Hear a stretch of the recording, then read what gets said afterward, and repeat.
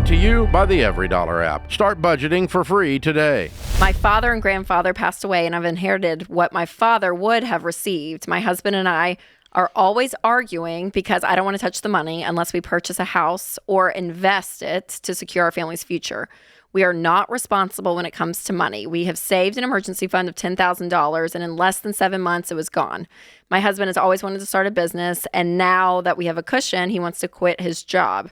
I asked him to build some clientele before quitting his job because I know that he will use the inheritance to pay our bills and living expenses, and I'm not okay with this. How do we move forward? Ooh. Well, I think Grace has a lot of wisdom here. Yeah, She's it's first of very all fair. self-aware to say we are not responsible with money.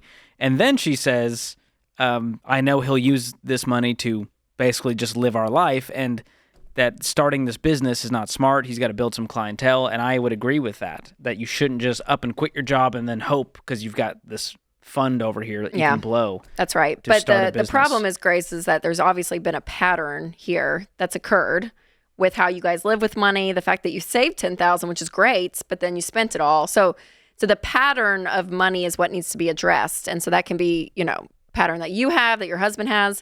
But either way, that's the core of the issue here is that the way you guys have handled money in the past will repeat itself unless you guys change course. And so that's what has to be addressed, in my opinion. Yeah, the how do we move forward, it's more relational than it is financial. We don't know the amount of the inheritance. We don't know if they have debt, their income, all of that. But I would hit pause on touching this inheritance for a long time until we're on the same page. Yep, and That's the value system, that's what always gets couples. That's where the arguing comes. It's not usually about the money. It's the fact that how we see life and the way we want to do life is different, and that will cause conflict if you're not on the same page. So, yeah, I mean, even that's getting with a marriage counselor or a therapist and you guys working out, hey, what do we want our life to look like? That's the bigger question here. And money's just the tool to create that. Well, there's an interesting piece of this. I want your take, Rachel.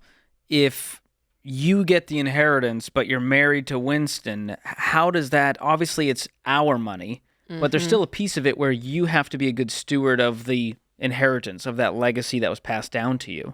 Yeah. And so it can't just be, I think it's, Winston's like, well, I always wanted to start this business, so I'm going to use that money.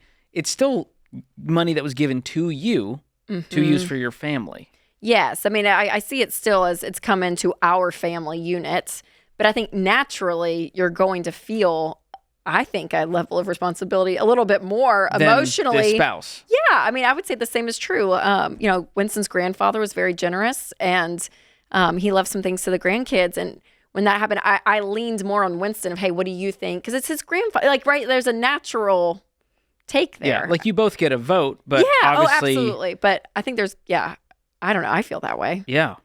But it's you both have equal say in it. I mean, it would be unfair to say, well, I'm going to go do whatever I want with this money because it was on my side of the family. That's not a team aspect, right? That's not the perspective you want. But that's the most interesting part of this question, on top of the relational aspect of just getting on the same page about what we're going to do with this. But I would not go blow it on some harebrained business idea.